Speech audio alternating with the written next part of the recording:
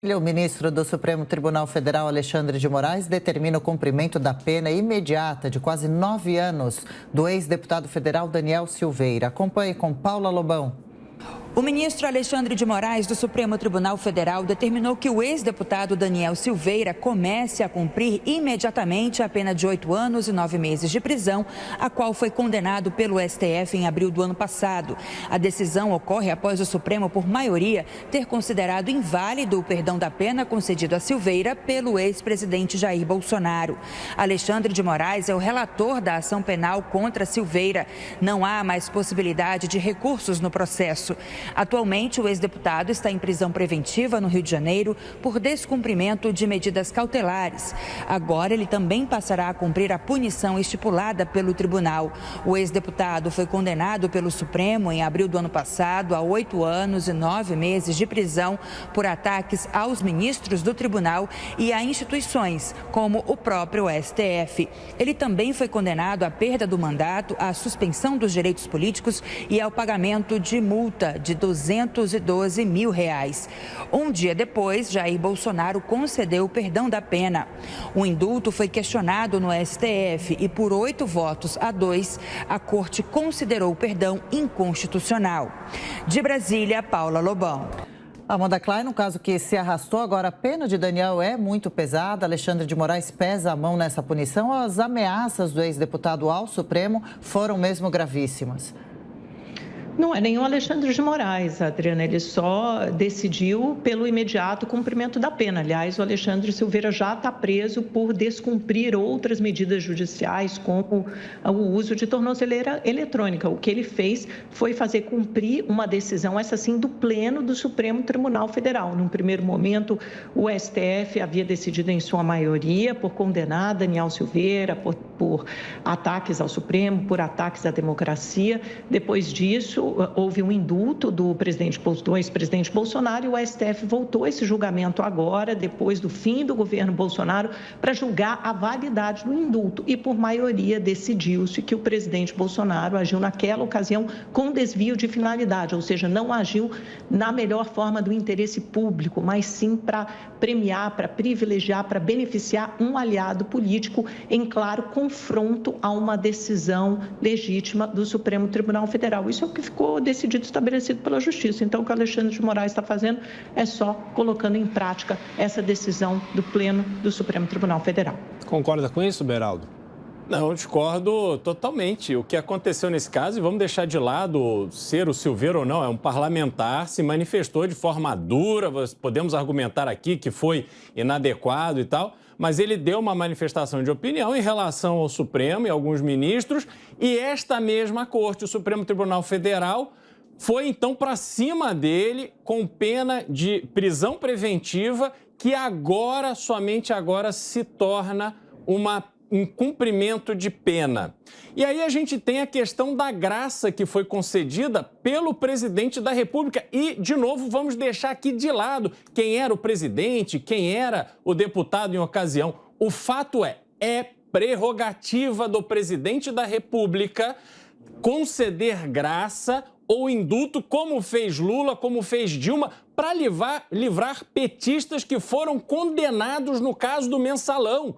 José Dirceu, José Genuíno e tantos outros saíram da cadeia graças a esses indultos. E agora vem o Supremo Tribunal Federal dizer que o indulto não pode ser pessoal. A graça, a natureza da graça é sim pessoal. Então, vamos de novo discutir essa prerrogativa do presidente da República no Congresso Nacional e não deixar ao Supremo decidir, ao seu bel prazer, ao arrepio da lei, quem pode e quem não pode conceder graça ou indulto. Amanda, acompanha aqui uma notícia, talvez outros casos possam seguir esse. O governo Lula estaria acionando os Estados Unidos e a Interpol contra também Alan dos Santos, o jornalista, querendo acelerar o processo de extradição dele aqui ao Brasil. De alguma forma, o atual governo ou o STF perseguem ex-aliados bolsonaristas? Não é perseguição, Adriana. Tem uma ordem judicial contra Alan dos Santos. Ele é um foragido. Então, tem que se fazer cumprir a lei, não se trata de perseguição, se trata de cumprimento da lei. Como não tem como você analisar essa questão da graça concedida a Daniel Silveira, retirando o presidente em questão e retirando o deputado em questão, porque essa graça só foi concedida especificamente a Daniel Silveira no dia seguinte da decisão do Supremo, no mesmo dia, horas depois, não me lembro ao certo, porque se tratava de um aliado do presidente da República. Então, não tem como a gente desconsiderar de quem se tratava a capa do processo, porque nesse caso importa. O indulto que o Beraldo fez uma comparação, na verdade não é uma comparação que serve a outros petistas, isso aconteceu depois do cumprimento inicial da pena, não foi uma graça dirigida a esses petistas que já tinham cumprido a pena inicialmente. E isso se trata de um indulto coletivo, que é ofertado por todo o presidente da República ao final de cada ano a crimes com menor potencial ofensivo, descritos em lei, previstos em lei. Nesse caso do Bolsonaro, em relação a Daniel Silveira, foi numa clara tentativa de confrontação ao Supremo Tribunal Federal, como vários aliados confrontam o Supremo. E o Alan dos Santos, na verdade, só reforça esse caso. Adriano, você está dando um exemplo de outro apoiador do ex-presidente Bolsonaro que confronta a justiça e ri na cara da justiça, tira sarro, participou de motociatas em Orlando do presidente Bolsonaro durante a eleição, mesmo sendo um foragido da justiça brasileira.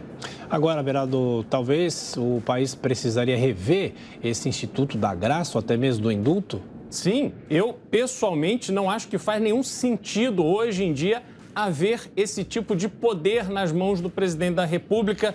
Isso foi concebido em outro momento, em outras circunstâncias, então acho que essa discussão no Congresso Nacional é bastante válida.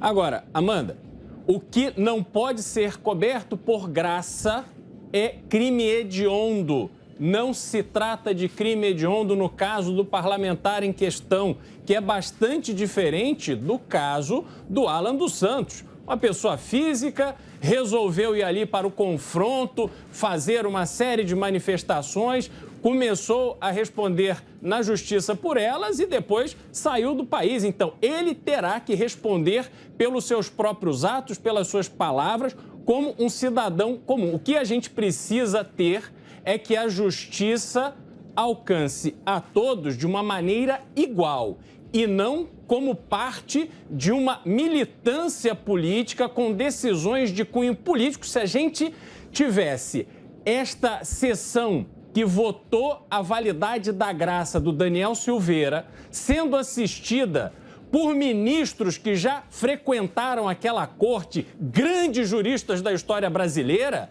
esses ministros do passado ficariam vermelhos de vergonha, ficariam comovidos de ver o Supremo Tribunal Federal fazer um julgamento flagrantemente político. Isto é inaceitável para o Brasil.